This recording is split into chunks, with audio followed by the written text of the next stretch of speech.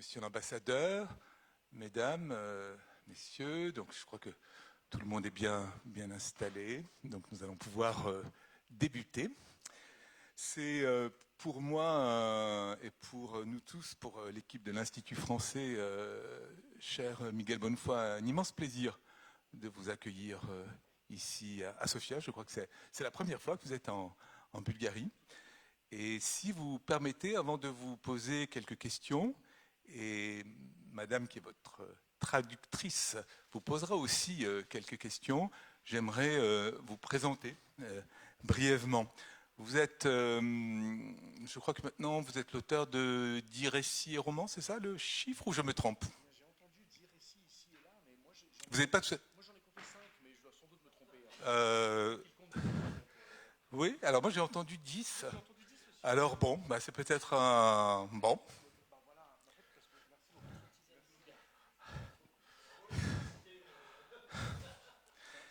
C'est un placement de produit en fait. C'est juste du placement de produit. Et votre dernier roman est Le Rêve du Jaguar, pour lequel vous avez eu 2 prix, le Grand Prix de l'Académie française et puis le prix Femina. Alors, Le Rêve du Jaguar n'est pas encore traduit en bulgare, mais le projet est en cours. Votre parcours, si je puis dire, est marqué par une enfance entre le Venezuela, le Portugal, la France, l'importance des lycées français aussi pour la langue française, on pourra peut-être revenir là-dessus. Votre père était à la fois un militant politique et un exilé.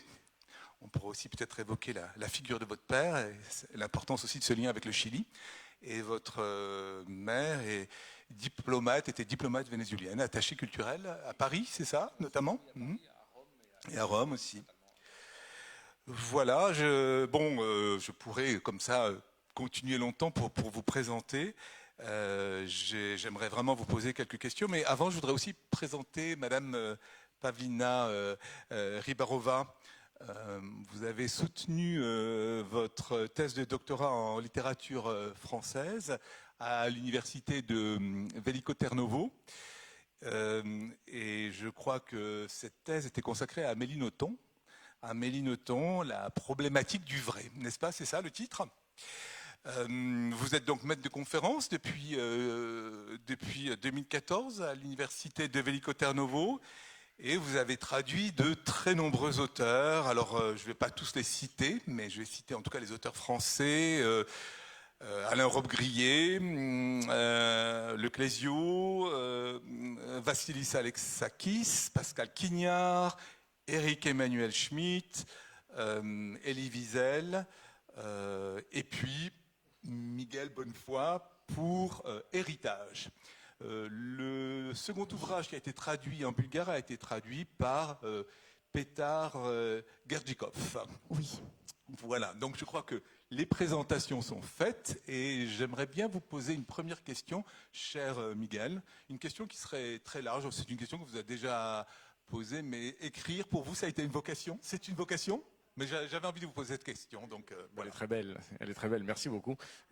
Il me semble que le mot vocation, d'ailleurs, vient de vocare, non, qui veut dire l'appel, tout simplement, et que ça venait plutôt de l'époque, en effet, où les moines sentaient un appel pour entrer dans les ordres. Donc il y a quelque chose qu'on s'imagine tout à fait religieux par rapport à la vocation. Et pourtant, au-delà de l'aspect romantique de la question, oui, il y a absolument une sorte d'appel qu'on peut sentir lorsque on décide d'entrer en écriture comme on entre dans les ordres. C'est-à-dire que brusquement, eh bien, tu as la sensation que tu ne peux pas faire autrement, que tu n'es bon qu'à ça, comme disait Beckett, et que tu as le malheur de ne pas savoir faire autre chose. Et ceci, sans doute, je l'ai ressenti, figure-toi, au Portugal. Donc je me souviens que je devais avoir 12, 13 ou 14 ans. Ça venait probablement d'un mimétisme, d'une imitation de la part de mon père, puisque mon père écrit des livres après la torture, après la prison. En arrivant à Barcelone, il a écrit un premier livre qui est un témoignage de heure après heure de tout ce qui lui était arrivé dans le récit, dans un récit dans le centre de torture. et il a appelé ça El relato nel frente chileno. Il a publié sous un pseudonyme, Hilario Da, pour protéger les bonnes foi qui s'est resté au Chili. Et à partir de là, mon père a passé une vie entière à publier des livres jusqu'à aujourd'hui. Donc naturellement, en vivant avec un écrivain, il y avait quelque chose qui était déjà comme une sorte d'appel un petit peu familial. Et ma mère à côté, comme tu l'as si bien dit, Luc, était attachée culturelle de l'ambassade du Venezuela, donc fatalement une femme de livre qui, comme vous le savez si bien puisqu'on est entouré de diplomates ici, eh bien faisait le travail d'amener des écrivains latino-américains, des poètes, des peintres, des essayistes, étaient à notre table pour les présenter en France, pour les présenter à Paris, pour les présenter à Lisbonne, pour les présenter à Rome, là où elle a été. Et donc, naturellement, j'ai grandi entouré de gens qui non seulement s'expriment avec recherche et avec distinction, non seulement disent des choses intéressantes, mais la façon dont ils les disent est encore plus intéressante. Et donc, naturellement, je suis rentré là-dedans et ça m'a semblé une sorte d'évidence lorsque j'étais déjà plus jeune, face au chaos du monde, face au désordre du monde, d'essayer de trier, de modifier, de donner un ordre, de donner une structure, et donc mécaniquement passer par l'écriture. Alors justement, ordre et structure, en passant par l'écriture, il y a un paradoxe, j'aimerais bien que vous le développiez, c'est-à-dire à la fois tous vos voyages et tous vos lieux. J'ai mentionné le Venezuela, le Portugal, le Chili, un lien aussi avec la Scandinavie, indirectement ou directement. Et en même temps, vous dites que l'écriture, c'est pas le voyage, parce qu'il y a des écrivains qui définissent l'écriture comme un voyage, et que pour vous, l'écriture, c'est une quête d'immobilité. Donc, je trouve que c'est très beau si ce que vous pouvez, dites. Voilà, vous en dire plus. Eh bien, en effet, il me semble que c'est une phrase de Victor Hugo. Lire, virgule, c'est voyager. Et donc, elle a été partout, depuis 2 siècles, écrite. Et on s'est toujours dit, bien sûr, lire, c'est voyager, puisque, étant immobile chez soi, on te donne un livre, fatalement, ça ouvre vers d'autres horizons, et donc tu voyages, naturellement. Toutefois, pour un enfant de diplomate, pour un fils de diplomate, quelqu'un qui, tous les 3 ans, était en train de bouger, pour un enfant du voyage, eh bien, lire, paradoxalement, devenait rester. Lorsque tu te retrouves à 8 ans à être déraciné d'un lieu pour être transplanté ailleurs, avec la fragilité de tes racines, sans avoir les armes mentales pour pouvoir saisir qu'est-ce qui t'arrive, sans comprendre précisément quels sont tes repères, quels sont tes codes, quels sont tes buts, non, quels sont les mâts où tu peux t'attacher, eh bien, il y a quelque chose qui est tout à fait déboussolant, en fait, qui te désoriente. Et là, il y avait certains refuges, certaines îles, en fait, certaines colonnes sur lesquelles je pouvais m'attacher, et qui étaient des pages de livres que j'avais tant aimés à certains moments, et qui, elles, je savais, ne bougeraient pas. Le nom des capitales allait bouger, la langue qui s'y parlait allait bouger, la façon de manger, la façon de se regarder, la façon de marcher, la façon de se séduire, tout allait changer. Toutefois, les premières pages du livre de ma mère, d'Albert Cohen, n'allaient pas bouger. Tous les hommes se fichent de tous, virgule, et nos douleurs sont une île déserte. Ça, cette phrase-là, incipit, du livre de ma mère d'Albert Cohen, ça n'allait pas bouger. Le sonnet en X de Mallarmé, ces purs ongles très hauts dédiant leur onyx, l'angoisse ce midi soutient lampadophore, main rêve vespéral brûlé par le phénix que ne recueille pas de cinéraires amphores. Je pense à mon amie Iba qui est là dans la cabine, la pauvre, elle me dit non mon ami, non, ne fais pas ça, ne fais pas ça. Ces vers-là n'allaient pas bouger. Le mot lampadophore n'allait pas bouger. Et donc en quelque sorte, comme tu le dis si bien, lire c'était rester.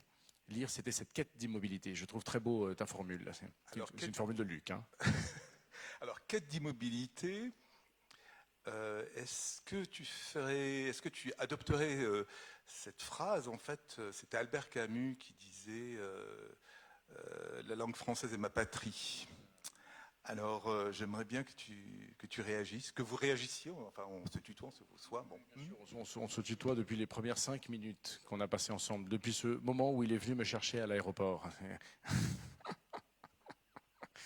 Et bien, ça me fait penser, en effet, du coup, cette phrase de Camus, mais je pense qu'elle doit faire écho à une célèbre phrase de Fernando Pessoa, où Fernando Pessoa lui-même dit « Ma patrie est la langue ». Donc je pense que c'est quelque chose qui doit se retrouver ici et là, où une analogie et une porosité se fait facile entre d'un côté le goût linguistique et de l'autre côté le territoire, non?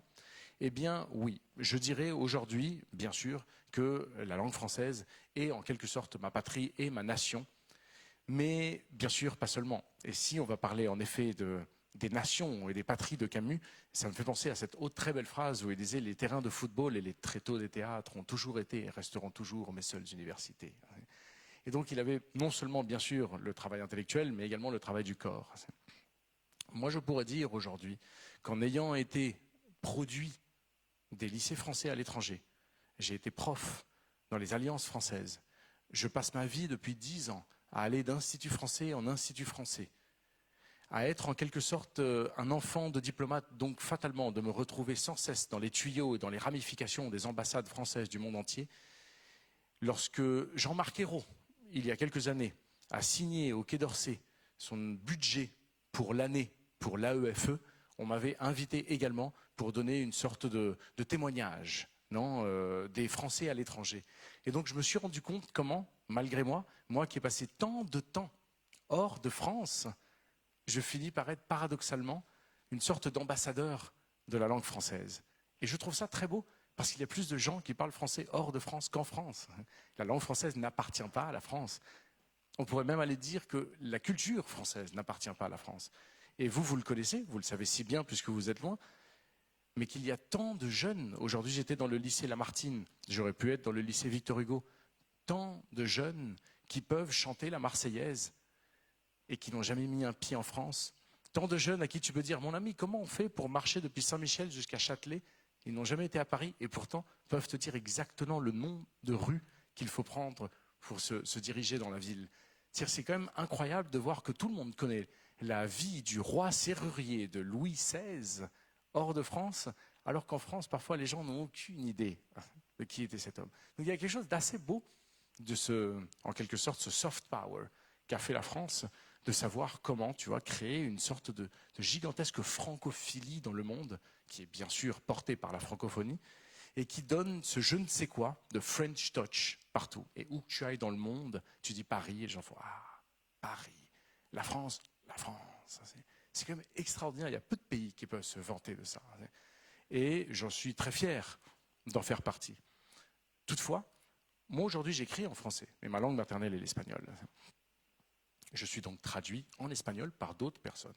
Et quand je reçois mon livre en espagnol chez moi, et je le trouve toujours surprenant, parce qu'il y a plein de mots que je découvre, des formules que je découvre, et je constate que jamais j'aurais écrit le livre de cette façon en espagnol. Mais j'ai bon espoir de pouvoir renaître en tant qu'écrivain, d'accoucher des livres qui sont dans mon ventre en français, et j'en ai encore quelques-uns, et une fois que ceci sera fini, de pouvoir passer à l'espagnol, d'écrire directement en espagnol, et donc à ce moment-là être traduit en français par une autre personne, sans doute, et recevoir mon livre en français à la maison. Probablement, en l'ouvrant, je découvrirai des mots, des nouvelles formules, et je me dirai « Ah, comme c'est drôle de voir que le français peut encore me surprendre après ça. » Alors, j'aimerais revenir au lien avec la littérature française et les auteurs qui vous marquent, que vous citez, que vous aimez citer. Et c'est au fond une réflexion sur votre travail d'écriture, sur la question de la précision. Et vous citez Flaubert. Et c'était une formule qu'on avait employée. Vous-même, vous l'avez repris, cette formule, en disant, à propos de... C'est quand il a écrit, la préparation de l'écriture de Madame Bovary, où on disait qu'il avait, en quelque sorte, abattu une forêt pour engendrer une boîte d'allumettes. Une très belle boîte d'allumettes, mais une boîte d'allumettes. Alors, j'aimerais bien avoir un peu savoir un petit peu, alors c'est peut-être un peu intime, mais savoir un peu comment se fait votre travail d'écriture. Vous avez aussi cité, alors ça je trouve ça très intéressant, vous avez aussi cité une formule de Jean-Paul Sartre, où je crois il dit la littérature, ça doit être un peu comme une vitre devant le soleil, et donc ça doit être tout à fait propre, donc ça doit ressembler un peu au réel, mais pas tout à fait. Mais il ne faut pas qu'il y ait comme ça une brisure ou quelque chose qui fait qu'on se rend compte qu'il y a une vitre. Voilà. Donc peut-être, j'aimerais bien vous entendre sur ces deux points. Bien sûr que oui, merci beaucoup Luc, je vois que tu as écouté de façon très précise. Quel travail, vraiment, quel travail. Eh bien, tu as 1000 fois raison. Moi je connaissais Et cette citation de Flaubert, mais je me trompe peut-être, qui était de la part de Théophile Gautier, où il dit « Vous avez abattu une forêt pour construire une boîte d'allumettes », mais ce n'est pas par rapport à l'écriture de Madame Bovary, mais par rapport à l'écriture de Bouvard et Pécuchet. Parce que Bouvard et Pécuchet étant deux greffiers qui vont de domaine en domaine, de discipline en discipline, fatalement, il a fallu, pour trouver le champ lexical de chaque discipline, abattre une forêt de livres. Non, et on dit qu'il a lu 1700 livres pour construire juste un seul, donc abattu une forêt pour construire une boîte d'allumettes, vous voyez. Et là où je trouve intéressant, je fais une minuscule parenthèse, mais qui me permet de réfléchir à voix haute avec vous, je me suis souvent demandé, et je me le demande souvent, est-ce que Flaubert aurait écrit Bouvard et Pécuchet s'il y avait eu Internet? Car c'était quelqu'un qui se documentait énormément pour pouvoir écrire alors sur l'ébénisterie et ensuite travailler sur la botanique et ensuite comment tu fais un élevage de larves et ensuite ceci, cela, eh bien tu as besoin en effet d'une lexicologie, d'une terminologie qui est énorme. Aujourd'hui, avec Internet, c'est comme un sniper d'informations. C'est-à-dire tu vas sur Google, tu tapes n'importe quoi et tu arrives immédiatement à l'information qu'il te faut. Donc tu vas à une vitesse étonnante lorsque tu es en train d'écrire et que tu te documentes. Moi, je me documente beaucoup pour écrire mes livres. Et donc, fatalement, j'utilise Internet, comme tout le monde, pour pouvoir saisir les informations les plus directes. Mais je perds quelque chose qui est précieux, qui est justement l'art presque perdu de s'égarer dans les livres pour trouver de nouvelles pépites. Lorsque Flaubert se met à lire un livre entier sur la médecine de 400 pages, simplement pour retirer le plus grand nombre de mots du monde du champ lexical de la médecine, pour pouvoir nourrir sa propre page, eh bien, il est en train de chercher des choses spécifiques. Mais en les cherchant, il se perd à travers les mots et finit par trouver des choses étonnantes, insolites, qu'il n'avait pas cherchées. Et ça, parfois, ce sont les vraies pépites, ce sont les vrais trésors. Internet ne te permet pas ce genre d'égarement, car elle saute immédiatement tous les embranchements pour arriver à ce qu'il te faut. Et je me demande en effet si, paradoxalement, lui qui était un grand homme qui se documentait, il aurait pu écrire ses livres s'il y avait eu Internet.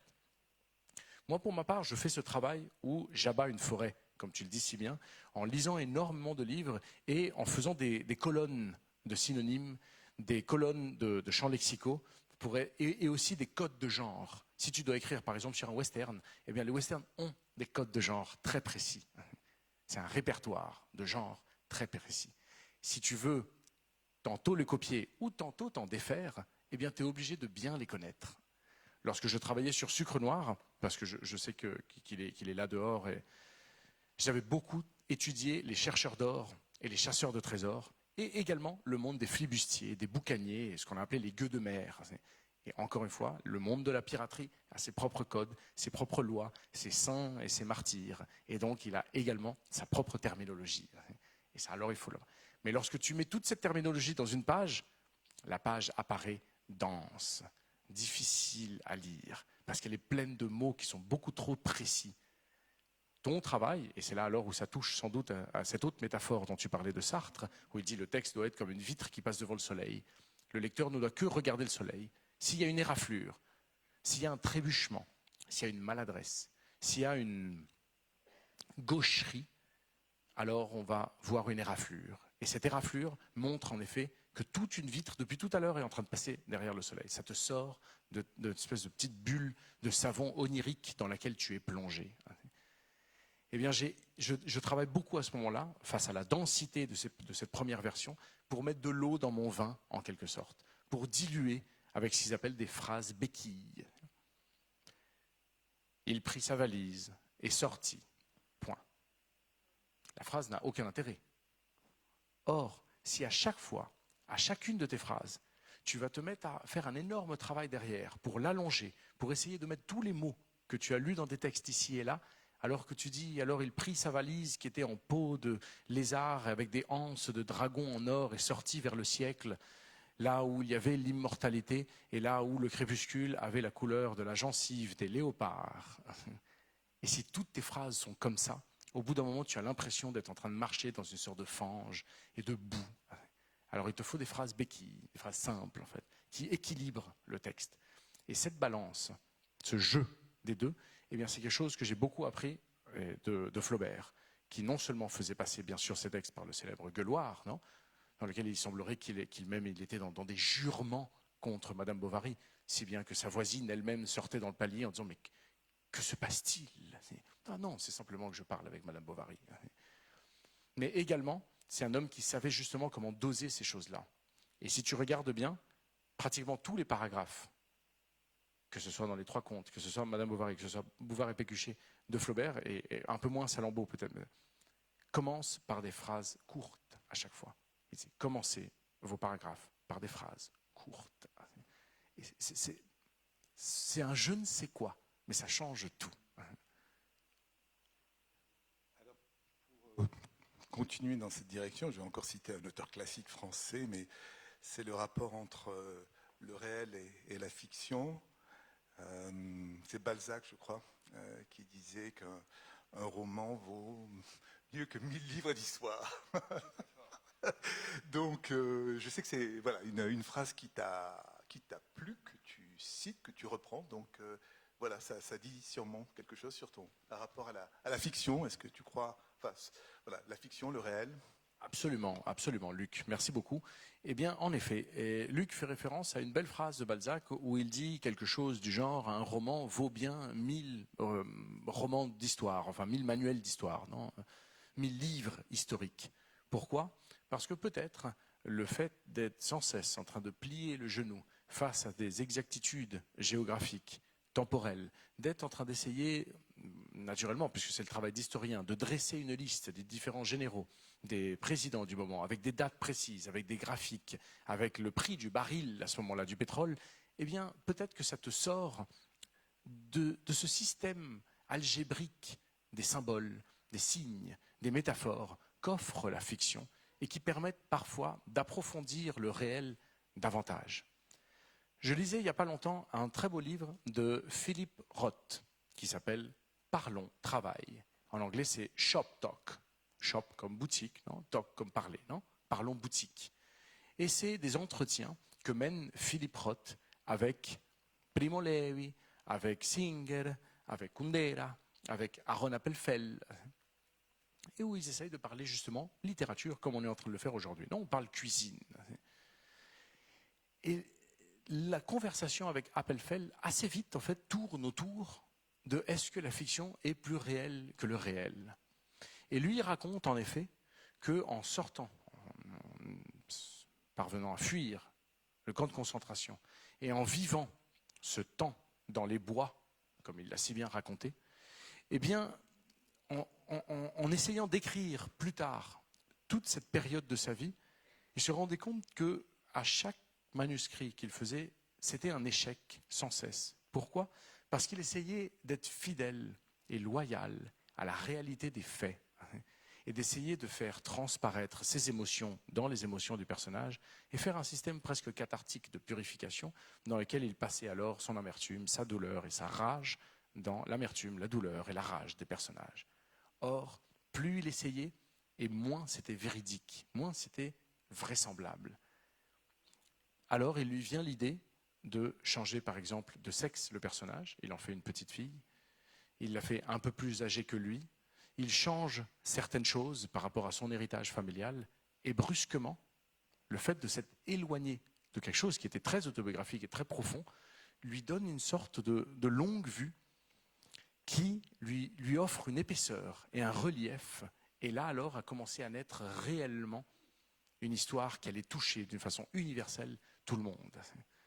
Et lui ne cesse de dire, en parlant avec Philippe Roth, si on est sans cesse en train d'écrire nos souvenirs, on se fait esclave de la mémoire. La réalité, si elle essaye d'être sans cesse expliquée en littérature, elle est esclave de la mémoire.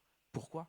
Parce que la réalité est démente, parce qu'elle est ramifiée, parce qu'elle est folle, parce que la réalité, dit Aaron Appelfeld, peut se permettre le luxe d'être invraisemblable, alors que la fiction, elle ne peut pas se permettre ce genre de liberté, ne peut pas se permettre ce genre de luxe. La fiction a besoin de structure, a besoin d'architecture, a besoin d'un personnage en effet qui est carré. Et elle a besoin d'une langue pour pouvoir s'exprimer, elle a besoin d'un découpage de chapitres, elle a besoin d'un système de arcs transformationnels, de paraboles et d'hypotyposes et de toutes les études universitaires, littéraires que tu peux avoir. C'est pas pour rien, c'est parce qu'il y a des façons de dire le réel, il y a des façons d'exprimer le réel. Et en l'exprimant, tu finis parfois par mieux le raconter que si tu l'avais entièrement décrit comme si de rien n'était. Et en ce sens, je trouve que c'est très éclairant de la part de Aaron Appelfeld d'avoir développé la chose de cette façon.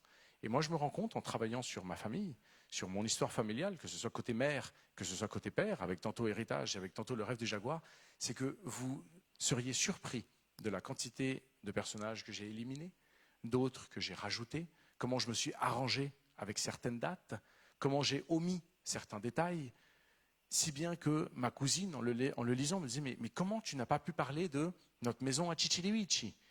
Comment tu n'as pas pu parler du personnage de Néné, absolument incroyable? Comment tu n'as pas parlé de Pagalraga, qui a été essentiel dans l'histoire de notre enfance? Tu dis oui, mais non seulement je ne pouvais pas mettre tout le monde, mais si je mettais tout le monde, au bout d'un moment, tu brouilles la fiction par un excès de réel, et ça fait que ça ne touche plus personne. Ça devient une simple hagiographie du réel et de ta famille. Que la fiction sauve la réalité et non pas l'inverse. Merci. Alors, j'aimerais cette fois-ci revenir un petit peu à la géographie. Alors, ma question ne va peut-être pas porter sur l'Amérique latine, mais sur l'Europe centrale et une géographie littéraire à nouveau. Je crois que les écrivains d'Europe centrale comptent beaucoup pour toi. Tu cites, tu évoques Stefan Zweig, Rilke, Kafka. Hier, tu as eu un échange avec Georgi Gospodinov, qui est aussi une des grandes figures de la littérature d'Europe centrale et orientale. En fait, voilà, c'est les liens qu'il y aurait peut-être entre l'univers, je dirais, d'inspiration, l'écriture d'Amérique latine, et puis celle d'Europe centrale, et notamment peut-être le passage entre la magie, le surnaturel et l'absurde. Et je pense qu'il y a des liens. Il y a absolument des liens. Il y a absolument des liens, comme avec la littérature africaine également. J'étais il y a un an en rencontre littéraire dans les Pyrénées avec Mohamed Bougarsar, et on nous avait justement posé la question, est-ce qu'il y avait des porosités, des ponts, des passerelles entre la littérature africaine et la littérature latino-américaine?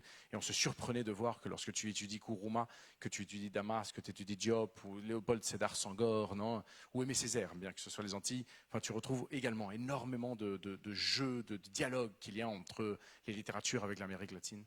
Et par rapport, en effet, comme tu le dis si bien, avec les écrivains de l'Europe de l'Est, eh bien, j'en suis bien sûr, comme vous tous, un lecteur. Et j'ai été surpris de me rendre compte de ces porosités, de ces mêmes galeries souterraines. Mais tu vois, puisqu'on parlait de Kosporinov, Gorgi qui m'a offert son livre hier, son très beau livre, Le Pays du passé, se trouve qu'en rentrant hier soir à l'hôtel, je me dis, je vais lire les premières pages de Gorgi, pour me faire un peu une idée. Et qu'est-ce que je vois dans la première phrase du deuxième chapitre de son Pays du passé?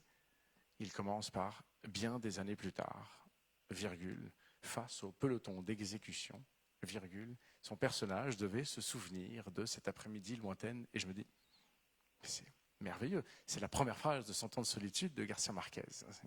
Et tu dis, mais la correspondance va jusque-là. Et Gorgi a la grandeur de mettre à l'intérieur de la phrase un personnage de vendeur de journaux qui s'appelle Marquez, qui est une sorte de clin d'œil délicieux dans lequel il dresse un pont en une seule phrase entre l'héritage de la littérature latino-américaine, colombienne, et l'héritage d'une littérature bulgare. Mais c'est si beau que si on va encore plus loin, Garcia Marquez lui-même était un grand lecteur de Kafka. Et il raconte dans ses notes que lorsqu'il avait 14 ans, on lui avait offert un livre dont il ne savait rien, qui s'appelait La Métamorphose de Franz Kafka. Et qu'en ouvrant la première page, il lit « Lorsque Gregory Samsa se réveilla ce matin, il était transformé en un gigantesque insecte. » Et il se dit « Ah !» Il lève les yeux. Ça, il le raconte dans ses notes. Il dit « Je lève les yeux et je me dis, c'est donc possible de faire ça. C'est autorisé. C'est permis de transformer quelqu'un en un insecte en littérature dans la première phase.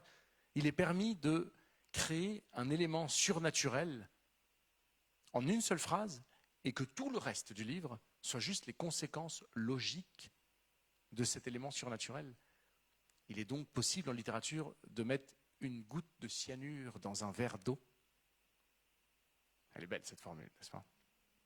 Elle n'est pas de moi. Eh bien, absolument, c'est possible. Et ceci, en effet, se fait avec ce dialogue qu'il y a entre les peuples.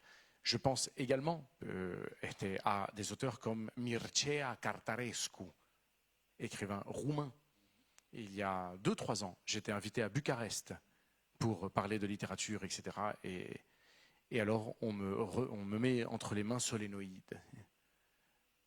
La première scène de Solénoïde, pour ceux qui l'ont lu s'en souviendront, c'est un homme qui est dans sa baignoire, nu dans sa baignoire, et qui voit qu'il a au niveau du nombril un petit poil qui dépasse. Alors il tire sur le poil, mais le poil en fait c'est un fil, il continue à tirer sur le fil, sur le fil, sur le fil, sur le fil, et en fait il y a 2 kilomètres de fils qui sortent et qui remplissent la baignoire. Scène suivante, voilà, le monsieur est dans la rue en train de faire ses affaires.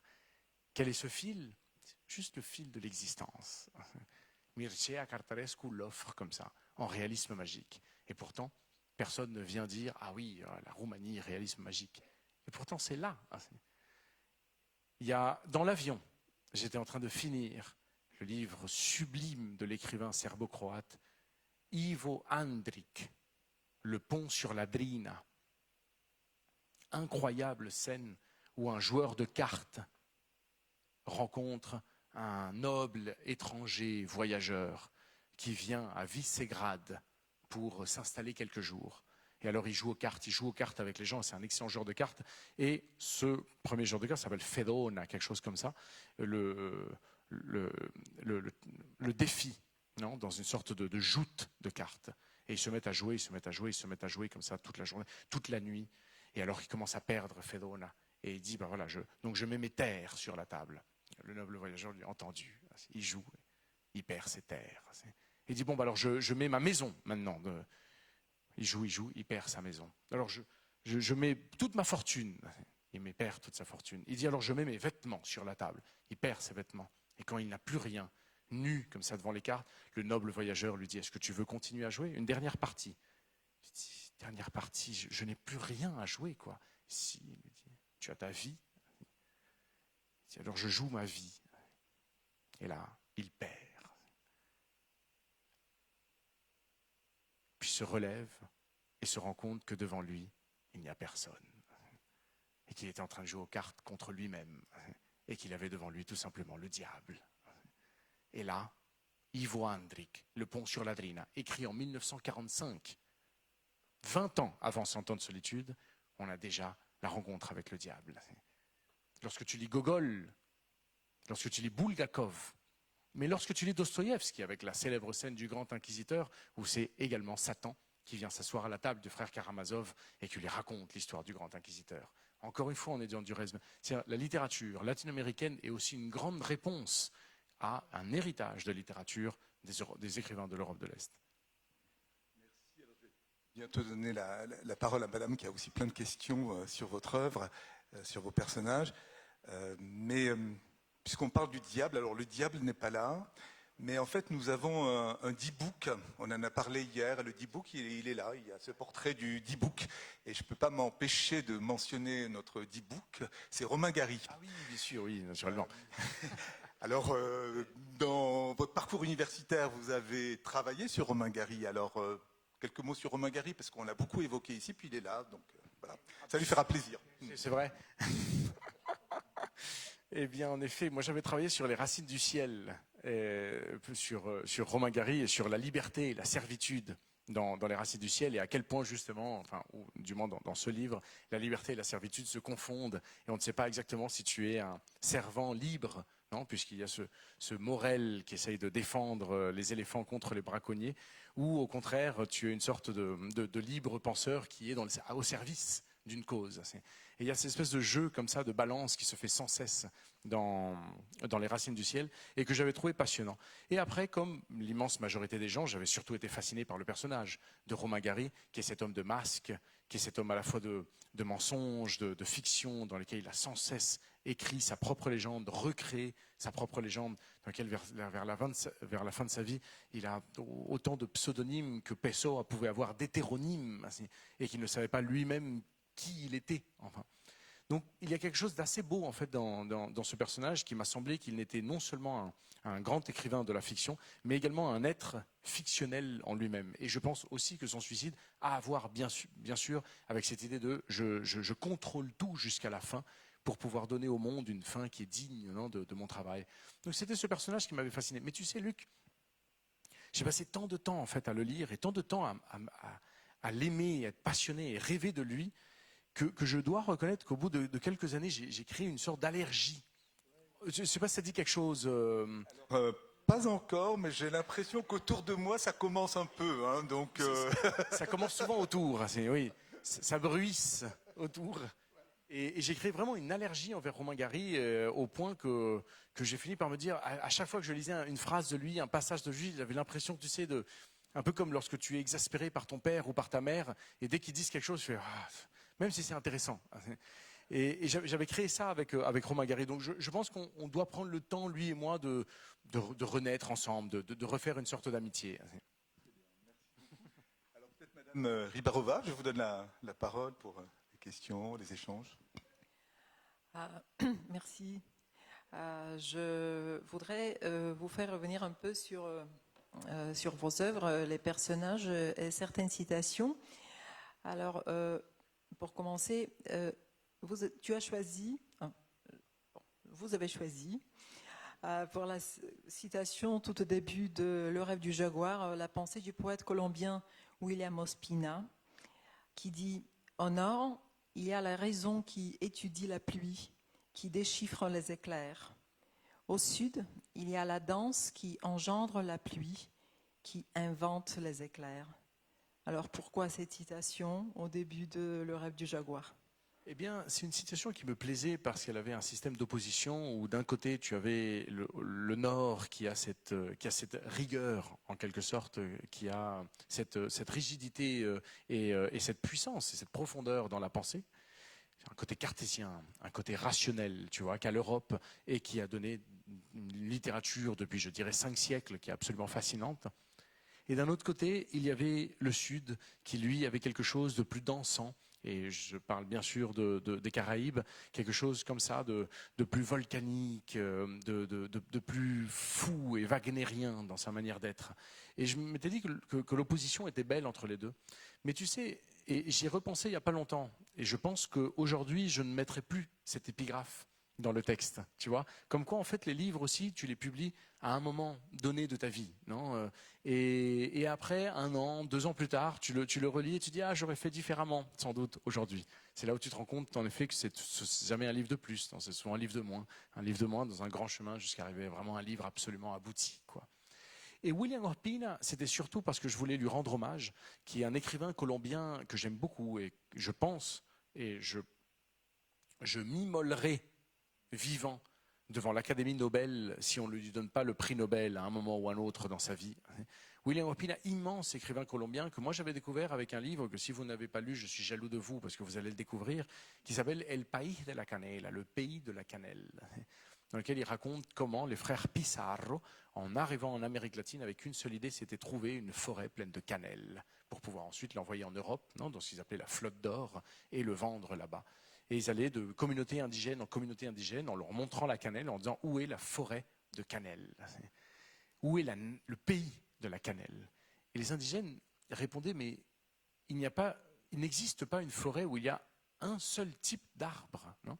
Les forêts sont pleines de 1000 arbres, où il y a en effet quelques arbres de cannelle également. Mais bien sûr, les frères Pizarro, sourds à ces protestations, continuaient de brûler et de violer les femmes dans les villages pour, avec une seule idée, donnez-moi le pays de la cannelle. Alors, les indigènes se sont passés le mot et ont commencé à dire, juste dites-lui que c'est au fond à droite, quoi, en gros, en fait. Donc ils arrivaient, où est le pays de la cannelle ? Ah oui, vous continuez toujours tout droit. En fait, vraiment, vraiment toujours tout droit et vous allez tomber dessus.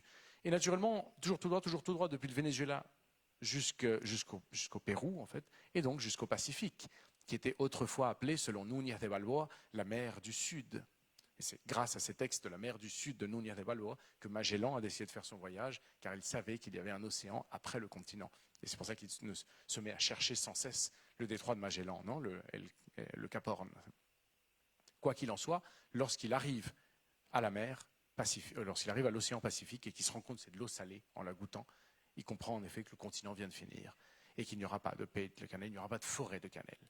Et les gravures sont célèbres et les textes sont tristement célèbres où, avec les 3000 indigènes qui l'accompagnaient, il donne à ses chiens, à ses 200 chiens, la viande de ces 3000 indigènes pour les punir de lui avoir menti. Et toute l'histoire de ces frères Pizarro qui cherchent le pays de la cannelle pour finir dans cette scène horrible dans laquelle 200 chiens mangent 3000 indigènes est racontée dans El País de la Canela. Et moi, en lisant ce texte, je me suis dit, non, mais c'est d'une beauté immense. J'ai lu ensuite Ursúa, qui fait partie de ces conquistadors fous, un peu à la façon de Aguirre et la colère de Dios, non? Aguirre et la colère de Dieu, écrit par Miguel Otero Silva. Et là, en effet, tu as ces personnages complètement fous de conquistadors, enfiévrés par l'or, c'est ça.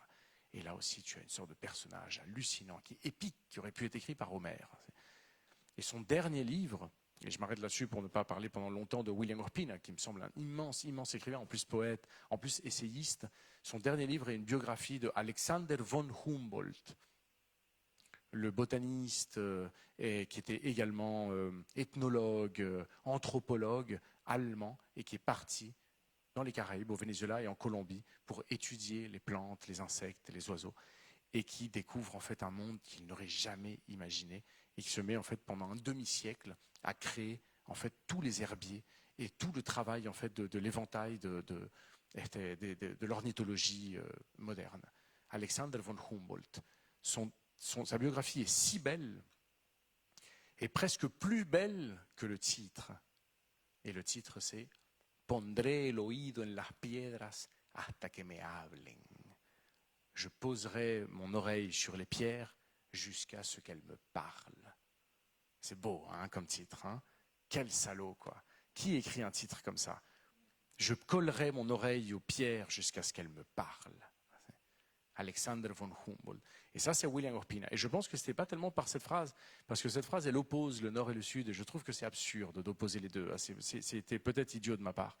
Mais de donner à William Orbina la priorité, si tu veux, de la première page du livre me semblait essentiel.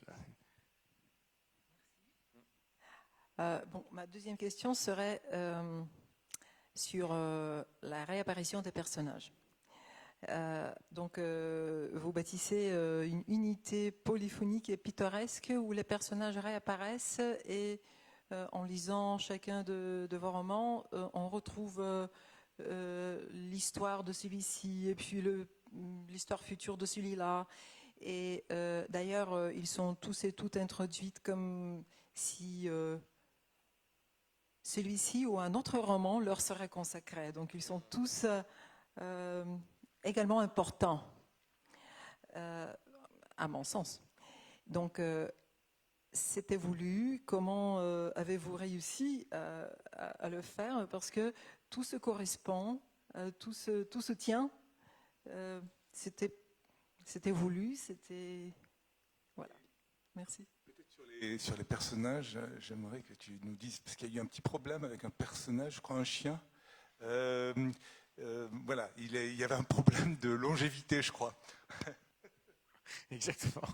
Exactement. Mais alors en effet, je ne l'ai malheureusement pas ici, mais sinon, bien sûr que j'aurais été heureux de vous le montrer. Moi, j'ai dans mon Moleskine un arbre généalogique de plusieurs familles que je compose depuis mon premier roman et où se correspondent, où vont et viennent et où sont connectés les personnages entre eux. Et je développe depuis longtemps une sorte de grande fresque. Alors bien sûr que j'aurai l'élégance de ne pas du tout me comparer ou le mettre à l'aune ou à la lumière de la comédie humaine, non, ou des Rougon-Macquart. Enfin, mais l'idée est plus ou moins la même. C'est-à-dire de se dire, mais au lieu de fragmenter livre après livre en faisant des cloisons les unes avec les autres, pourquoi ne pas créer une sorte de même univers qui est grand, qui est cohérent, dans lequel on retrouve en effet les personnages qui, par galeries souterraines, se retrouvent et qui ont chacun une importance, comme tu le disais si bien. Lorsque j'ai écrit mon premier roman, Le Voyage d'Octave, Sucre Noir, j'avais déjà commencé à faire cet arbre généalogique et je voyais plus ou moins quels étaient les livres que je voulais écrire ensuite et quels étaient les personnages qui allaient arriver. Mais ce qui est beau aussi de se rendre compte, c'est que c'est en écrivant qu'on devient écrivain. Et donc, fatalement, c'est en créant aussi toutes ces différentes connexions entre les êtres que tu imagines de nouvelles connexions. Donc, par exemple, je suis en train d'écrire en ce moment un livre que j'appelle Libertalia, et qui ne s'appellera peut-être pas comme ça, où j'avais besoin d'une figure, d'une nonne, d'une prêtresse. Et ça fait 10 ans que j'y pense. Mais je ne sais pas exactement qui est-elle, non, comment est-elle, et je me suis dit que j'allais la développer plus tard. Or, dans Le Rêve du Jaguar, en le relisant, à un moment, je parle d'une certaine nonne, mais qui s'appelle Lorenza Casado, je crois, et j'avais juste besoin de ce personnage pour pouvoir lier 2 scènes entre elles. C'est un personnage béquille, qui n'avait peu d'importance, qui est né simplement par la nécessité structurelle de créer 2 scènes, l'une avec l'autre. Eh bien, en relisant Le Rêve du Jaguar il n'y a pas longtemps pour une lecture musicale, je tombe dessus, je me dis « Ah, et si je prenais ce personnage pour pouvoir lui donner beaucoup plus d'importance pour le prochain livre ?» Ça pourrait marcher. Et je vous assure que dans 30, 40 ans, lorsque vous verrez peut-être en fait, les livres alignés en fait, de loin, vous direz « Ah oui, c'est très malin d'avoir annoncé dans un livre précédent le personnage du livre suivant. » Oui, mais de temps en temps, ça se fait à l'inverse. C'est parce que tu es en train d'écrire le livre aujourd'hui que tu dis « je vais voler un personnage du livre précédent pour donner l'impression que c'était travaillé ». Donc c'est une sorte de double mouvement qui se fait, je le dis avec beaucoup d'honnêteté, et qui est assez amusant en fait. Et pour ceux qui s'en rendent compte, et merci de t'en rendre compte, eh bien ça donne des sortes de primes de fidélité. C'est une formule de Pierre Lemaître, non? C'est une sorte de petit clin d'œil, quoi, une sorte de petit gâteau, en effet, hein, qui est donné à des lecteurs et des lectrices qui ont la loyauté de te lire. Mais ce plat de spaghettis des différents arbres généalogiques, avec toutes les connexions entre elles, au bout d'un moment, je suis le premier à me perdre là-dedans. Et pour Sucre Noir, je me souviens qu'il y avait 3 générations, et que dans la première génération, j'avais mis un chien, parce que c'était, disons, la mascotte de la maison. Et puis les générations ont commencé à se succéder, et les enfants ont commencé à naître, et les gens ont commencé à mourir. Et comme j'avais un peu oublié le chien était toujours par là, tu vois. Je me disais, ça donnait un effet de réel, un peu à la Roland Barthes, quoi. Et quand j'envoie le manuscrit à ma maison d'édition, mon éditrice le lit et me dit « Oui, merveilleux, alors on changera des petites choses. » Et par exemple, tu sais, j'ai calculé l'âge du chien, et en fait, à la fin du livre, il a 120 ans. Et il me dit, voilà, je pense qu'on va devoir le tuer avant. Qu'est-ce qu'on pense sur le tue, chapitre 4, par exemple? Non, ça pourrait être cohérent, c'est ça. Et j'avais trouvé ça assez génial, en effet, de se rendre compte que de temps en temps, tu peux oublier et te perdre, t'égarer toi-même dans ces différentes générations, et donc fatalement, ça crée des malentendus. Mais tu n'imagines pas la quantité de lecteurs fidèles qui, de temps en temps, m'écrivent directement. Aujourd'hui, avec les réseaux sociaux, on peut écrire très, très facilement en disant « Ah, attention !» parce que le personnage de Pedro Clavel dans Héritage, il a 24 ans, et vous dites que dans l'autre livre, il apparaît donc 10 ans de plus, mais en fait, ça ne correspond pas avec telle date, etc. Tu dis, ah ouais, mais mon ami, tu vois, ça se joue à des détails. Vous n'êtes pas seul. Hein. Je suis vraiment pas seul. Alors, ça, vraiment, crois-moi, là, de plus en plus, en fait. Et donc, je commence à être terrifié moi-même de faire une erreur, tu sais. Vous alliez poser une question, vous alliez rebondir sur le chien, peut-être. C'était le chien. Sur le chien, il avait bien aimé l'idée. Et 104 ans, et puis qu'il fallait peut-être... enfin, l'euthanasier, c'est pas un joli mot, mais enfin, bon, il avait une longue vie, quoi. Le piquer, disons, comme on dit, oui. Donc, c'est moi qui vais rebondir alors sur le rôle de l'animal en général dans vos œuvres et pour vous partager une impression que j'ai eue, peut-être un peu osée, à savoir que l'élément animalesque chez l'homme ou dans son entourage est en effet le signe divin. C'est-à-dire que à force de rechercher et de mettre en relief la sagesse, de faire ressortir la sagesse de la vie et des êtres, vous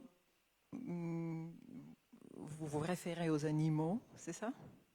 J'ai eu une telle impression. Non, c'est hyper beau ce que vous dites. Hein. Vraiment, je trouve ça absolument magnifique, Pavlina, et j'aimerais beaucoup avoir eu cette intelligence-là, ce talent-là, non, de pouvoir le donner à ce point-là. Mais Et moi, je fais partie, parmi mes nombreux défauts dans la vie, par la longue liste de mes défauts, il y en a un qui est celui d'intellectualiser beaucoup les textes, non? Et j'essaie beaucoup d'intellectualiser mes propres textes. Mais on oublie trop souvent que ça peut naître aussi d'une histoire racontée, ça peut naître d'un malentendu, ça peut naître d'un je ne sais quoi. Par rapport, par exemple, au bestiaire qu'il y a dans le rêve du jaguar, eh bien, chaque animal qui est là est souvent en fait une histoire de chronique de Maracaibo qu'on m'a racontée et qui se trouvait tellement belle, en effet, qu'elle m'a semblé assez symbolique de la ville, et donc j'ai voulu la mettre. Quelqu'un m'avait fait remarquer également aussi qu'à chaque fois qu'il y a une explosion dans un de mes livres, ou que quelqu'un crie, ou qu'il y a une sorte de situation délicate, je vais tout de suite mettre, pour créer cet effet de mouvement, et alors les chevaux se mettaient à bouger dans tous les sens, enfin, tu vois, à se cabrer, un truc comme ça. Et il me disait, pourquoi tu as ce truc avec les chevaux qui se cabrent à chaque fois qu'il y a une explosion? Il me disait dans plusieurs livres, c'est ça. Et tu dis, c'est drôle, je ne l'avais pas du tout remarqué, tu vois. Et ce que je trouve fascinant avec les traductrices et les traducteurs, c'est que souvent vous finissez par connaître les livres beaucoup mieux que nous-mêmes. Et vous y voyez en effet, vous y voyez des beautés, vous y voyez en fait, ça me fait penser à la figure de l'anamorphose dans le monde de l'art. L'anamorphose, et on en trouve une des premières, elle a été faite au XIIe siècle dans le couvent des Minimes, au-dessus de la Piazza Spagna, après les Scalinata de Bernini, à Rome. Et dans ces couvents des Minimes, les couloirs sont très étroits. Lorsque les moines s'étaient mis à peindre, ils peignaient alors des longs traits, qui sont des lignes comme ça, puisque c'était un couloir très étroit, donc tu ne peux que dessiner des grandes lignes, non, en marchant dans le truc, et le charbon, et tu fais une ligne, non, en marchant dans le couloir. Tu ne peux donc pas voir cette espèce de grande fresque de loin, puisque le couloir est très étroit. Non, tu ne peux pas prendre cette distance. La seule distance que tu peux prendre est de côté. Et quand tu marches devant, tu ne vois que des lignes, mais lorsqu'on te place à un certain angle et que tu arrives à voir le mur de côté, tu vois en effet que toutes ces lignes dessinent un homme barbu, assis. Et tu te dis, merveilleux, comment toutes ces lignes finalement, selon un certain angle et un certain regard, te donnent une image, non? Te donnent une représentation du monde. Eh bien, ça me fait penser en effet au travail des traducteurs, des traductrices, ou même des critiques littéraires ou des journalistes qui parfois, avec tes propres livres, parviennent à trouver un bon angle que toi tu n'as pas vu, et où ils arrivent à voir une forme qui se dessine, des obsessions, tu vois, des colonnes, des temples, et tu dis, mais c'est extraordinaire, tu vois, enfin de voir ça. Et donc en effet, les animaux dans mes livres, eh bien ils ont pour l'instant 120 ans quand ils finissent, tu vois, enfin, le roman, et ils n'ont pas encore la profondeur de la sagesse. Juste rebondir sur les animaux, et alors plus particulièrement sur les perroquets. Et sur les perroquets, les questions de traduction, les questions des langues, de la langue française, de la langue espagnole. Alors pourquoi les perroquets? Alors il y a une dimension un peu personnelle pour moi, parce que j'ai connu une longue enfance avec un cacatoès. Donc j'ai vécu mon enfance avec un cacatoès, donc j'ai une certaine sensibilité pour les perroquets. Et tu évoques en fait un perroquet d'Amérique latine que nous connaissons, qui est en français simplement ara. Mais en espagnol, ça raconte tout à fait autre chose. Et la difficulté qu'il y a à donner de la splendeur à cet ara, parce que le ara, c'est très court, c'est très, très petit. Et je pensais que c'était une façon aussi d'évoquer la relation entre les deux langues, le français et l'espagnol, autour du perroquet. Tu as tout à fait raison, Luc. En effet, ce ara dont tu parles se dit en espagnol guacamaya. Et dans cette espèce d'abdomen phonétique du mot guacamaya, on a déjà ces 4 A et on a ces syllabes palatales et ouvertes qui donnent immédiatement, en l'entendant, la sensation de ce gigantesque perroquet dont le cœur peut battre 100 ans, dont on dit en effet que ce sont des animaux absolument romantiques puisqu'ils choisissent un couple à l'aube de leur vie, et si l'un meurt, eh bien l'autre meurt quelques jours plus tard. Ce qui a donné bien sûr toute la poésie Garcia marquésienne, non, des guacamayas. Et cette espèce de sublime animal endémique, eh bien par le mot guacamaya, on a l'impression quatrilique, comme dirait Platon, que le mot ressemble à la chose, comme le mot rococo, par exemple, ou comme le mot rhododendron, qui ressemble à un rhododendron, c'est ça, ou le mot el cañaveral, qui est le champ de canne à sucre. Il y a certains mots comme ça qui ressemblent à ce qu'ils désignent, et la guacamaya ressemble à ce qu'il désigne. Or, en français, comme tu le dis si bien, le mot est ara, beaucoup moins sexy, naturellement, c'est ça, beaucoup moins profond, beaucoup moins juteux, beaucoup moins pulpeux, beaucoup moins plantureux. Et lorsque tu dis l'ara, passer dans le ciel, eh bien, ça n'a pas du tout la même puissance que dire en espagnol la guacamaya, pasaba por el cielo. Et donc, tu es obligé en français, et c'est là où ça devient assez délicieux de se rendre compte d'écrire un territoire avec une langue qui ne lui appartient pas, c'est que tu es obligé d'aller, comme disait Neruda, fouiller les poils et le ventre de la langue pour trouver quelques beautés, pour lui trouver en effet des ors, pour lui trouver de la saveur, pour lui trouver des parfums que le mot lui-même n'a pas. Et c'est là alors où tu es obligé de faire des incises. L'ara, virgule, dont le cœur pouvait battre 100 ans et dont on dit que c'est un animal romantique, puisque lorsque l'un meurt, l'autre décède quelques jours plus tard, virgule, passer dans le ciel. Et là alors, tu es obligé en effet d'allonger ta phrase pour lui donner cette force en français. Mais ça m'était arrivé par exemple avec la pluie. Lorsque j'avais raconté les pluies tropicales dans mon premier roman, Le voyage d'Octavio, j'avais raconté qu'il pleuvait de grosses gouttes comme des poings fermés, le ciel se déchirait, ça lavait le ciel, c'était comme si l'océan se déversait comme ça dans toute la ville. Et j'avais fait une longue description des pluies tropicales. Or, ça avait été traduit en espagnol, ça avait été publié au Venezuela. Et quand j'étais allé au Venezuela pour faire des conférences, dans la salle, quelqu'un m'avait dit « Excusez-moi, j'ai lu votre livre, mais j'aimerais savoir pourquoi vous avez pris tant de temps, tant d'encre et tant de pages pour pouvoir décrire tout simplement la pluie. Vous auriez pu dire « Llovía, point, il pleuvait, point. » Et on aurait tout de suite vu de quoi il s'agissait. Et tu dis « Oui, mais ça a été écrit en français. » Donc fatalement, en effet, il fallait aller creuser un petit peu à la cuillère ce terreau-là pour donner cette impression. Mais peut-être qu'en espagnol, dans la traduction vénézuélienne, il aurait juste été nécessaire d'écrire « il pleuvait, point ». C'est ça.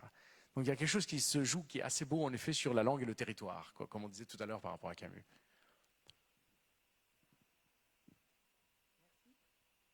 Merci. Je n'ai que 2 questions et demie qui me restent. Magnifique. Oui. La et demie, elle doit être si compliquée, non? C'est peut-être mon groupe sanguin. Non. Alors, on a mentionné ici pas seulement la musicalité du texte, le pittoresque, et surtout que vous êtes très à l'écoute de l'effet produit sur l'auteur, c'est-à-dire de l'éloquence de ce que vous nous présentez. Donc, c'est la question, je vais mettre la demi ici. Quel est, selon vous, l'art le plus puissant et le plus éloquent en dehors de la littérature? L'art le plus puissant, oui, le plus éloquent. Oui, et voici la demi-question. Avez-vous songé à des réalisations cinématographiques de vos romans? Alors je réponds aussitôt dans la deuxième partie de ta question. Non, non, pas pour l'adaptation, figure-toi. De la même manière que lorsqu'on m'a demandé de traduire mes propres textes, je n'ai pas voulu me prêter à ce jeu-là, parce que j'ai beaucoup trop de respect pour les traducteurs et pour les traductrices pour pouvoir prendre ce travail-là, qui n'est pas du tout le même. De la même manière qu'on m'avait dit, est-ce que tu veux adapter tes romans, par exemple, au théâtre ou en BD? Sucre Noir va sortir en BD là dans 3-4 mois. Et tantôt en France et tantôt en Espagne. Et on m'avait demandé si je voulais être le scénariste. Et je leur avais dit, mais absolument pas, je trouve qu'un scénariste va faire un travail bien meilleur que le mien. Et c'était d'ailleurs assez drôle d'avoir la conversation avec cette scénariste qui était arrivée et qui m'avait tendu le scénario de tout mon livre découpé d'une façon scénario. Et elle m'avait dit, voilà, donc en fait on va finalement changer certaines choses, on ne va pas commencer par la première scène, mais la première scène on va la mettre à la fin.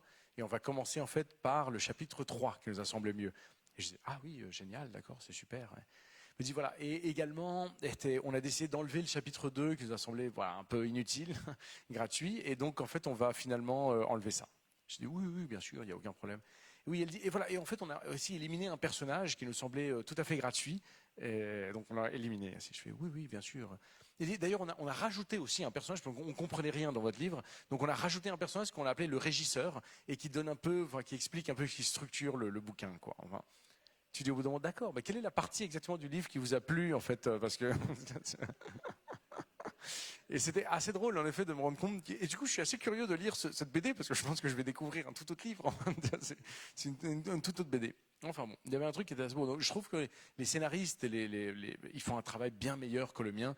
Et je trouve ça hyper beau qu'il y ait une multiplicité et une ramification au niveau des styles d'art.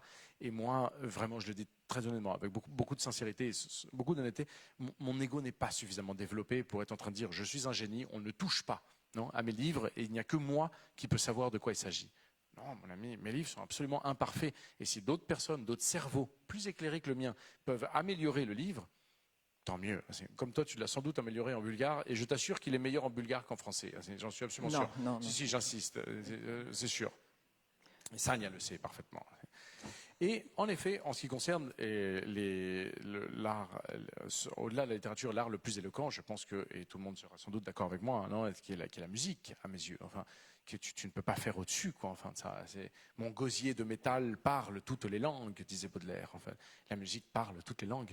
Et moi, ma mère a fait partie, a été directrice internationale du système des orchestres, del sistema de orquesta, et le sistema, pour ceux qui connaissent, du Maestro Abreu, de Gustavo Dudamel, qui sont des gens très proches en fait de ma famille.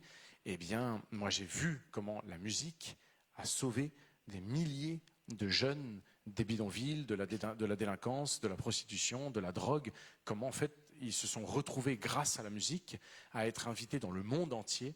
Et moi je suis allé, je me souviens avoir pleuré pendant 2 jours en étant allé à Milan pour écouter la Bohème de Puccini jouer à la Scala de Milano par la Orchestra Sinfonica Simón Bolívar du système des orchestres par des enfants qui avaient 12 ans, qui venaient des pires bidonvilles du Venezuela, qui n'avaient écouté dans leur enfance que les tirs de balles, que les jurements, que des portes qui claquent et des gens qui hurlent, et qui se retrouvaient parfois dans un seul refuge, dans un havre de paix, lorsqu'on lui proposait de jouer ensemble Puccini. Moi, je suis désolé, mon ami, mais aucun livre ne peut en effet arriver à la cheville de la musique. En fait. Merci. Eh bien, on arrive à la dernière. Et je vais citer Anna Maria de Le rêve du jaguar qui dit à son petit-fils Cristobal, qui est votre personnage. C'est vous. Le double de papier. Quoi. Ouais. Si tu veux devenir écrivain, parle avec ceux qui ne le sont pas. Vous avez richement obéi. Hein. Oui, j'ai richement obéi, absolument. Ouais. Et oui, non, mais naturellement, mais ceci, je ne veux pas du tout dire de banalité ou enfoncer des portes ouvertes, ou comme on dit en espagnol, qui est encore plus beau, c'est llover sobre mojado, non, c'est pleuvoir sur du mouillé.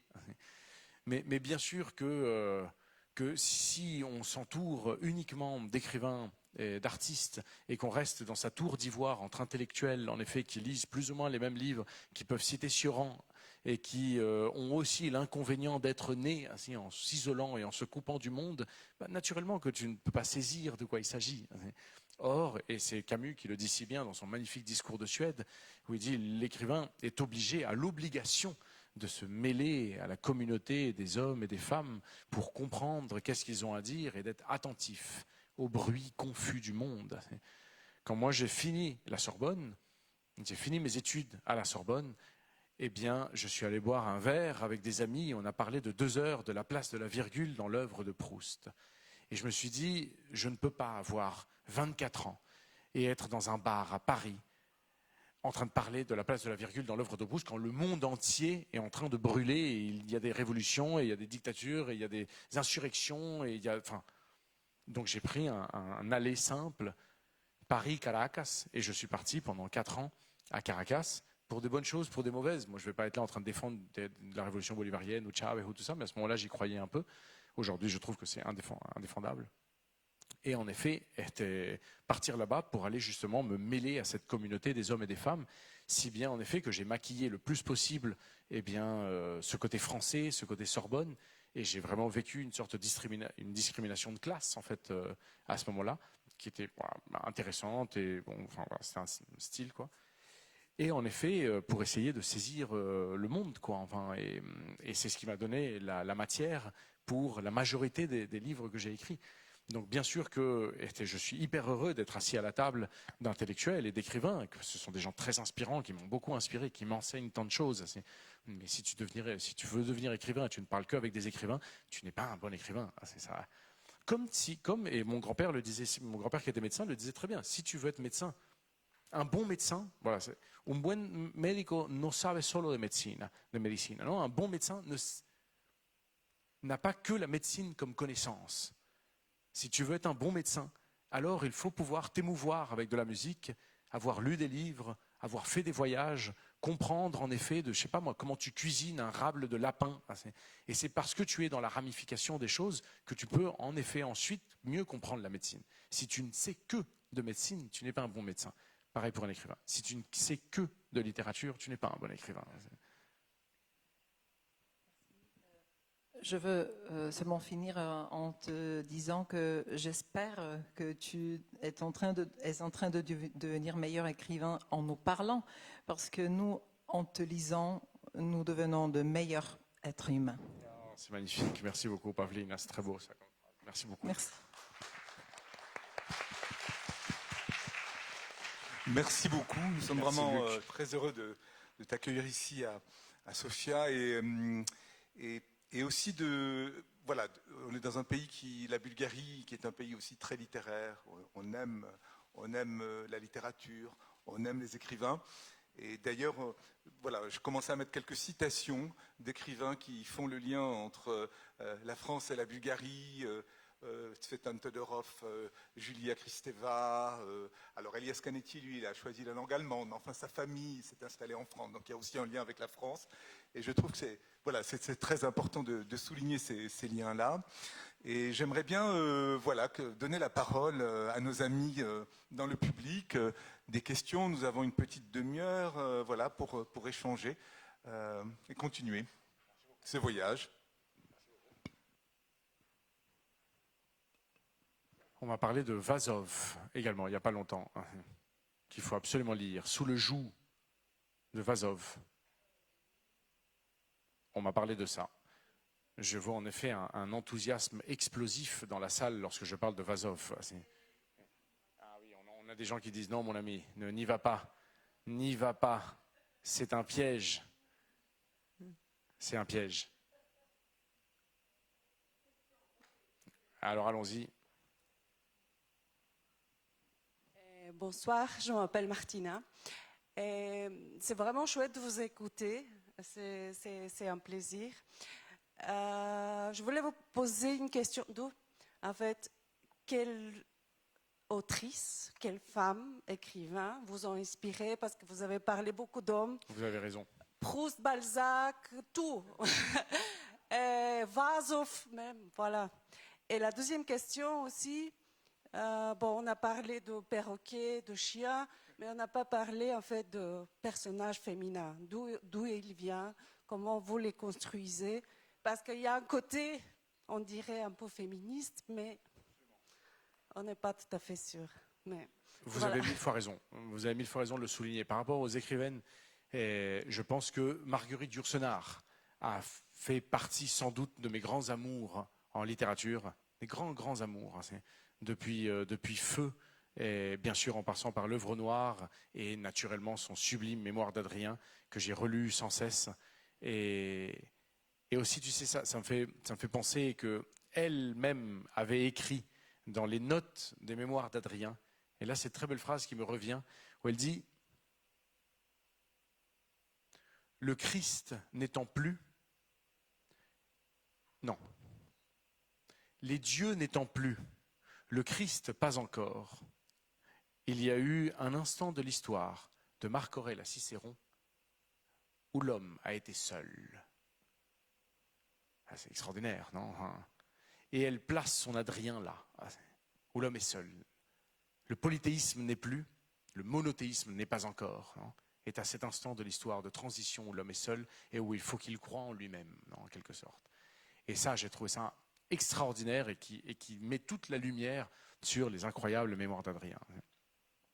Je pense bien sûr à deux Chiliennes, je pense à Isabel Allende, avec Su Casa de los Espíritus, avec Paola, et qui ont été, et même De Amor y de Sombra, qui sont à mes yeux des très grands livres, et qui, elle, a été un peu décriée et mis rangée dans le tiroir de la littérature populaire. Pourquoi? Sans doute par machisme. Parce que dans un Chili très machiste, avec que des écrivains hommes, qui n'avaient pas encore qui n'avaient comme prix Nobel, tu vois, que Gabriela Mistral, ça, eh bien, ils se disaient, ah oui, non, une femme écrivaine qui a beaucoup de succès, etc., ça ne peut que être de la littérature populaire, de la littérature pour bonnes femmes. Alors que je suis désolé, mais je dirais à tous ces écrivains hommes chiliens, écrivez un livre aussi bon et aussi fort que La Casa de los Espíritus, et alors, en effet, on pourra dire que c'est de la littérature populaire. Et je pense en effet à des écrivaines comme, naturellement, Marguerite Duras, qui est très loin de mon style. Mais son livre La douleur, par exemple, est un livre qui m'est resté dans le cœur pendant des années, ou Barrage contre le Pacifique, naturellement. Je pense également en France à Sylvie Germain. Son livre, Le livre des nuits, me semble un des plus grands livres du XXe siècle. Et je ne sais pas comment cette femme n'a pas été couronnée des plus grands honneurs, et moi je lui aurais donné le prix Goncourt immédiatement, sans réfléchir. Donc en effet, il y a, tu vois, dans la littérature, Amanda Ngozi, immense écrivaine congolaise. Chimamanda Ngozi, nigérienne, from Nigeria, extraordinaire.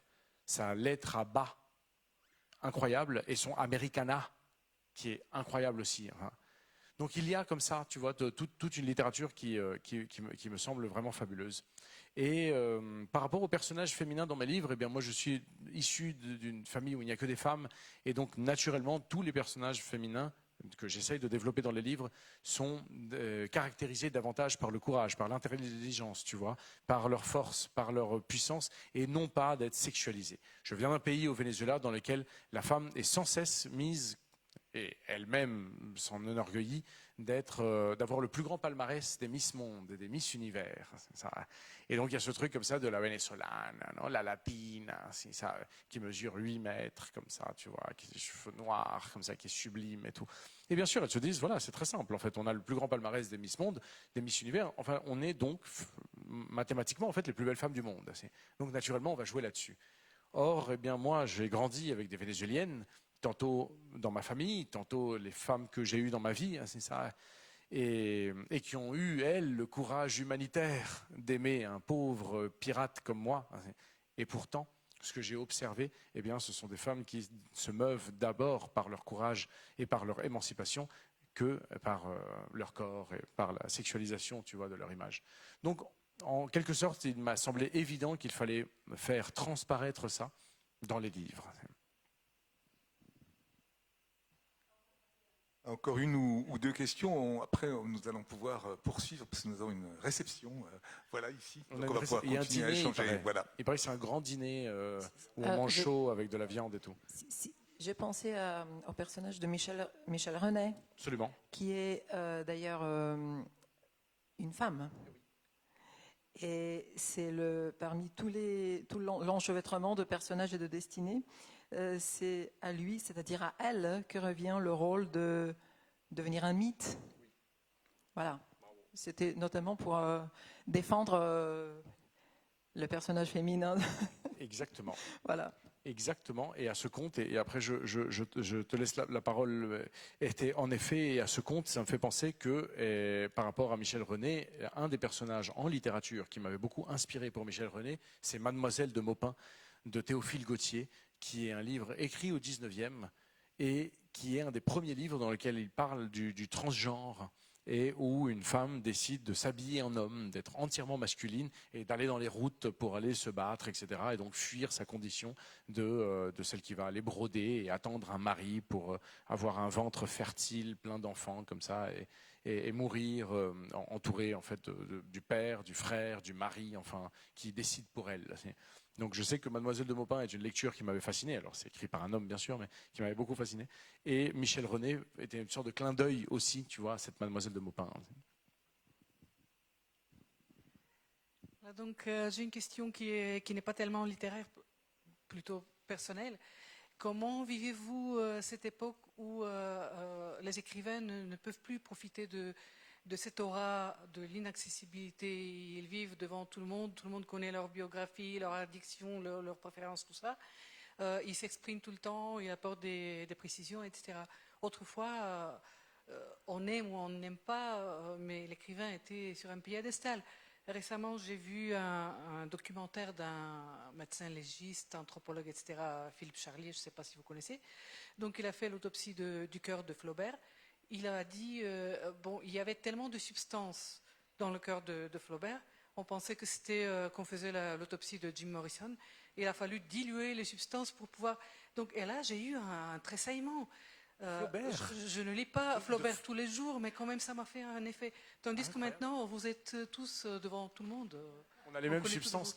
Non, mais de Flaubert ou de Baudelaire, t'es sûr que c'est Flaubert, c'est vrai? Flaubert, oui. Ah oui, je l'aurais pas imaginé comme ça dans les substances, comme tu dis. Ah, c'est très rassurant. Que ça m'apaise brusquement. Non, vous avez 1000 fois raison. On vit dans une époque d'images, de transparence, avec les réseaux sociaux, avec ce qu'on nous demande aussi de faire, c'est-à-dire d'aller de ville en ville, de librairie en librairie, et de faire un travail dans lequel il ne s'agit pas seulement d'écrire le livre, il ne s'agit pas seulement de corriger le livre, il ne s'agit pas seulement de publier le livre, mais il s'agit aussi selon la formule, de le défendre, comme s'il était attaqué par une adversité ou par une sorte de confrontation comme ça, silencieuse et invisible, il faut aller le défendre. Et si on ne le fait pas, et je sais en effet qu'il y a certains écrivains qui refusent énormément cet exercice, qui n'aiment pas cet exercice, parce que c'est une toute autre affaire, celle de parler de livres, de s'exprimer en littérature, de dévoiler son cœur, de se déshabiller en quelque sorte, de déshabiller ses personnages devant tout le monde, et celui d'être dans l'ombre, la solitude et le silence et d'écrire. Ce sont deux manières d'être, de façon au monde très différentes. Il y a certains écrivains qui ne le font pas, et les éditeurs boudent et font la moue à chaque fois qu'ils refusent une librairie, qu'ils refusent une radio, qu'ils refusent une télé. Et ils se disent, non, je suis désolé, mais aujourd'hui, tu es obligé, en fait, de le faire. Tu ne peux pas ne pas le faire, non, parce qu'il faut, en effet, qu'on mette un visage. Il faut incarner. Il y a toutefois des écrivains qui ne s'incarnent pas. Je pense, par exemple, à Elena Ferrante, qui a fait le choix, en effet, de rester entièrement dans l'invisibilité et de garder ce je ne sais quoi, un peu comme ça, d'invisible. Je pense à Modiano, qui a refusé toute sa vie également de se présenter ici et là, ou Houellebecq, qui est quelqu'un qui apparaît très peu en public et qui joue sur cette rareté. Mais c'est aussi un choix, non, d'être dans la rareté. C'est un choix. Et en effet, faut-il le faire ou ne faut-il pas le faire? Moi, je vis dans l'époque d'aujourd'hui, dans l'époque moderne. Je trouve ça très beau de le faire, pas tellement pour moi, en effet, mais aussi pour les autres, en fait. C'est-à-dire que je trouve ça merveilleux. Quand moi j'ai pu assister à des rencontres littéraires ou à des conférences, je me souviens par exemple, enfant, je devais avoir 12 ans, d'être allé avec mes parents entendre Francisco Coloane. Qui se souvient de Francisco Coloane? Pancho Coloane. Pancho Coloane dans une magnifique conférence qu'il a donnée. Eh bien moi je me souviens d'avoir vu ça et de me dire mais regardez-moi cet homme qui ouvre son cœur devant tout le monde, qui désacralise la littérature et qui montre en effet qu'un écrivain, c'est en chair et en os, c'est là, c'est beau, ça se trompe. Et je me suis dit, quel bonheur. J'avais rencontré Daniel Pénac dans un lycée et je me souviens d'avoir été fasciné aussi par cette rencontre, peut-être pas à cette époque-là précisément, mais d'avoir été heureux de voir comment on rompt un peu l'image auguste des écrivains. Et tu n'imagines pas la quantité de jeunes collégiens et de lycéens qui m'écrivent une fois que je suis passé par leur classe pour dire merci en effet de nous avoir donné en fait quelques ficelles de nous avoir montré des ruses, des astuces, d'avoir en fait tendu la main et nous rendre compte que c'est tout à fait possible de faire ça aussi. Qu'est-ce que ça fait? Quel est le résultat de ça? Ça fait qu'il y aura plus d'écrivains demain, qu'il y aura plus de lecteurs demain. Et que peut-être si tous les écrivains en restent dans notre chambre à cacher notre visage, eh bien petit à petit la littérature mourra aussi. Parce qu'ils n'auront pas ces ambassadeurs, en effet, qui iront ici et là pour parler de ça. Donc quel est le rôle peut-être à jouer dans un monde d'images? D'être soi-même une image. Alors jouons ce rôle-là pour la littérature. Donc peut-être, sinon moi j'aurais juste, s'il n'y a pas de... Ah, s'il y a une question de madame, et puis après j'aurai... Cher Mickaël Bonfoy, je remercie de l'Institut français pour organiser cette remarquable rencontre avec vous. J'aimerais bien, si vous pouvez me répondre, quelle est votre recette du roman contemporain? Et est-ce que vous aimez les écrivains anglophones? Je m'appelle Evelina Todorova. Merci beaucoup. Ma recette pour le roman contemporain. Cette rencontre littéraire vient de commencer, ça durera 2h30. Donc n'ayez aucune inquiétude si nous dînerons un peu plus tard. Non, bien sûr que la recette du roman contemporain, j'aimerais beaucoup l'avoir, ma très chère amie, et pour pouvoir vous la livrer, parce que si je l'avais, je vous la donnerais aussitôt, non je la partagerai avec vous immédiatement et on serait bras dessus, bras dessous à écrire ensemble le prochain livre. Or, pour être tout à fait honnête, chaque grossesse est différente et chaque accouchement est différent. Et j'observe comment chaque écriture de livre est vraiment différente. Et moi, je recommence à zéro à chaque fois. Et je le dis avec beaucoup d'honnêteté, beaucoup de sincérité et beaucoup d'humilité, je ne sais pas écrire. Et je pense que peu d'écrivains savent écrire.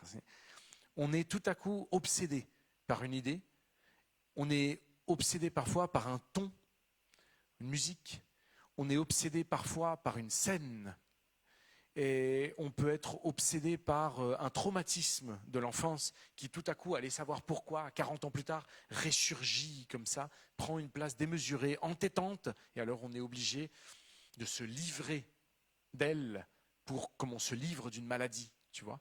Et en fait, je pense que chaque écrivain a ses racines, non, a sa pulsation, a son moteur pour commencer un roman et pour ensuite le développer. Mais même dans la vie d'un même écrivain, les recettes ne se ressemblent pas, ne se reproduisent pas. Pour Octavio, j'avais besoin de parler d'un pays que je portais dans mon cœur et alors il fallait que je livre et je l'ai livré de cette façon. Mais pendant que je publiais Octavio et que je parlais d'Octavio, on m'avait demandé de faire une rencontre littéraire où je lisais des passages de mon livre et où il y avait à côté un homme appelé Alexandre Vintier, qui était un spécialiste en spiritueux et en rhum. Et donc ils avaient servi un verre de rhum à toutes les personnes dans la salle.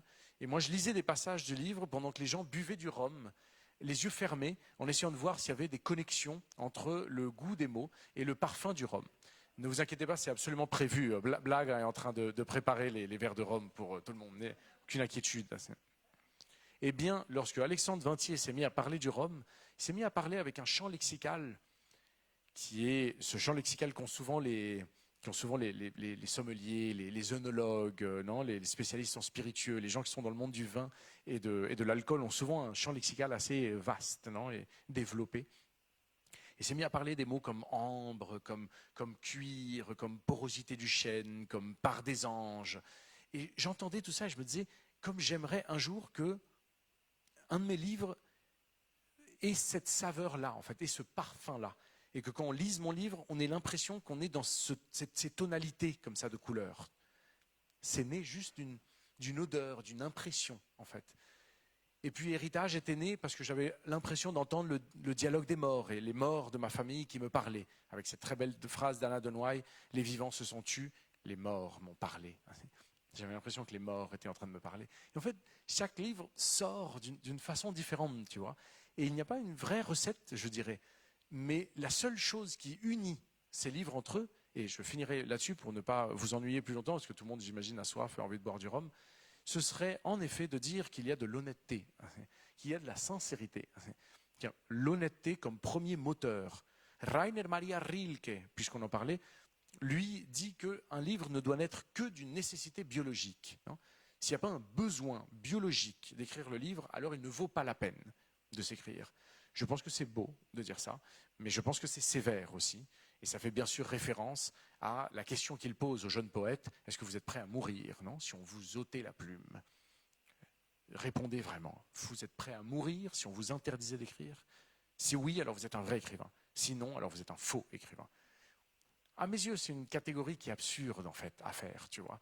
C'est-à-dire que ça ne se joue pas là. Bien sûr qu'il y a d'autres beautés dans la vie que celle d'écrire. Et si on m'enlevait la plume, non, je ne voudrais pas mourir. Parce que moi j'ai 2 filles magnifiques, parce que j'ai une femme extraordinaire, et parce qu'il y a plein de choses merveilleuses dans la vie qui existent au-delà de la littérature, et c'est ok. Mais je serais bien sûr triste, probablement. Comme je serais triste si je n'avais plus d'amour dans mon cœur. Mais en effet, et ça doit naître d'une honnêteté. Et tous mes livres sont nés de l'honnêteté d'écrire, et non pas de surfer sur des vagues, non pas être attentif à des modes littéraires, non pas se dire « Ah, si j'écris ça, ça va plaire à telle personne, donc j'aurai tel prix littéraire, donc je vais en vendre beaucoup. » Non, cher ami, tu écris ça, tu es sûr de ne pas avoir de prix, tu es sûr de ne pas être lu, parce que les gens ne sont pas bêtes. Eh bien, l'honnêteté en écriture, voilà à mes yeux la seule recette.